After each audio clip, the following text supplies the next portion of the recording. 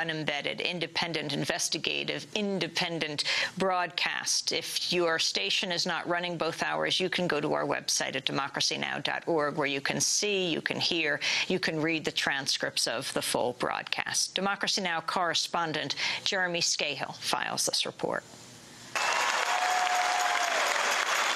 Before we can keep going, we've got to get going by electing Barack Obama the next president of the United States. The mood inside the Pepsi Center on night 2 of the Democratic National Convention was jubilant. Hillary Clinton brought people to thunderous applause as she called for a unified party to defeat John McCain. But while the Democrats celebrated, a half a world away, grief and sorrow continued to plague a village in western Afghanistan that was victim to a stunningly lethal airstrike by U.S. forces last Thursday. This week, a United Nations team released the findings of its on-the-ground investigation, and what they found was horrifying. Some 90 Afghan civilians were killed. Among the dead, as many as 60 children between the ages of 3 months and 16 years.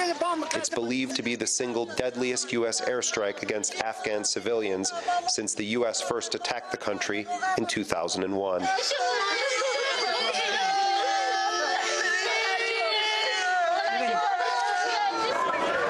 Here in Denver, the horror of this story could not be further from the hallway discussions of those inside the Pepsi Center. I haven't heard about it. I have not heard about it. But Afghanistan will play a major role in the general election, where Barack Obama will make his plan to increase the U.S. military deployment in Afghanistan by several thousand troops a centerpiece of his foreign policy vision. The Obama campaign is painting Afghanistan as the good war.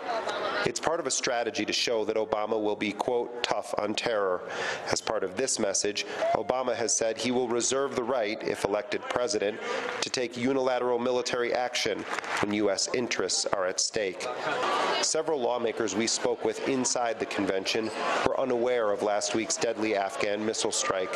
We discussed the bombing and Obama's Afghanistan policy with Oregon Congressman David Wu, a strong Obama supporter.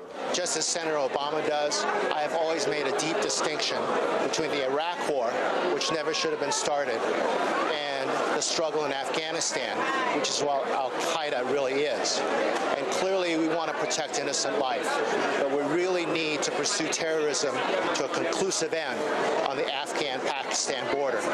And I think it's deeply tragic whenever any innocent lives are lost. So you support Senator Obama's call to escalate the war in Afghanistan through the use of these 7,000 to 9,000 more troops? Well before Senator Obama was running for president, I felt that we needed to finish the job in Afghanistan before doing anything else, especially something I view as unnecessary as Iraq.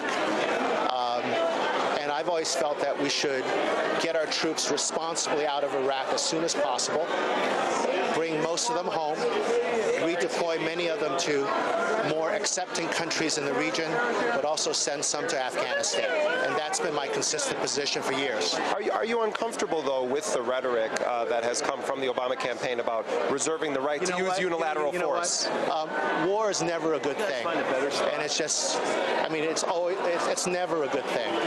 But on that issue of unilateral force, saying that the United States... I've always believed in multilateralism, and we have a multilateral force, a real multilateral force in Afghanistan. While many Democrats are towing the Obama line on Afghanistan, others are not so quick to embrace this policy of escalation. We caught up with Ohio Representative Marcy Kaptur, the longest-serving woman in the House of Representatives. We hear a lot of Democrats saying that Iraq is the wrong war, but Afghanistan is the right war. What's your position on that? Ask Russia. Ask the former Soviet Union what they think about Afghanistan. And I think that Afghanistan is a nation or a series of tribal states that some have claimed is almost ungovernable. But I think if we try to squish everything together there and make it work, it won't, because tribal loyalties are first. And I think we need to take a strong look at what happened to the former Soviet Union in Afghanistan Afghanistan because of our involvement with weaponry and training and so forth. And now we've let it deteriorate to a point where we're almost becoming like the Russian operation, which proved to be a failure in that region. We're being looked at as supplanting local forces rather than augmenting them and supporting them in terms of their own development. The drug trade's come back in Afghanistan. It's out of control. It's largely ungovernable outside the capital. The president can't travel freely. And I think that's one of the reasons that the Russian Republic chose to go into Georgia at this point. They saw us weakened in Afghanistan and heavily drawn into Iraq. So it's really confusing our foreign policy in that region of the world. I did not vote for the Iraqi authorization. I did vote for Afghanistan to go after Osama bin Laden, but not to turn the whole country upside down. So do you not then share in those calls coming from some Democrats to increase the number of U.S. forces in Afghanistan by 7,000 to 9,000? Many of the soldiers from the state of Ohio will be going, and they are already there. I was just meeting with units in my region prior to coming here, where we know soldiers who were to have been in Iraq are now being shifted into Afghanistan. So our people are being deployed, but to what end? This can be a bottomless pit. I think we need to have a foreign policy parameter put around where we intend to go, as opposed to putting the military there first. It seems like the Bush administration always puts the military first, and then they think about what they're doing. No, we need to have the foreign policy objective first before we commit our military. Our own commanding generals, like General Petraeus, say victory means 1/3 military, 2/3 diplomacy, and good governance. We lack the 2/3, and then the whole burden is put on our military. I think that's upside down.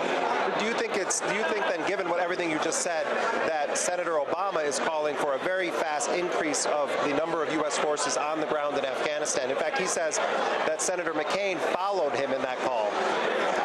Well, I think both of them. I think Senator McCain didn't know the difference between where the border with Pakistan was, confusing it with Afghanistan and Iraq. Senator Obama did not travel to that part of the world until he was a candidate. So I would say perhaps they would benefit by surrounding themselves by those steeped in the knowledge of that region, and maybe not be so quick to jump to conclusions as to what might be right. Do you feel comfortable with the Democratic platform here on the issue of Afghanistan? It seems to be changing, and I am not comfortable with rhetorically getting through the election. I guess you have to do that, but rather to have a clear direction in that part of the world. It's going to take the new president a while to talk to the leaders in that region and to put his foreign policy team in place. I think it's very, very dangerous to be ticking up troop levels without really seeing an end game. It's very dangerous. For Democracy Now!, this is Jeremy Scahill with Jackie Suin in Denver.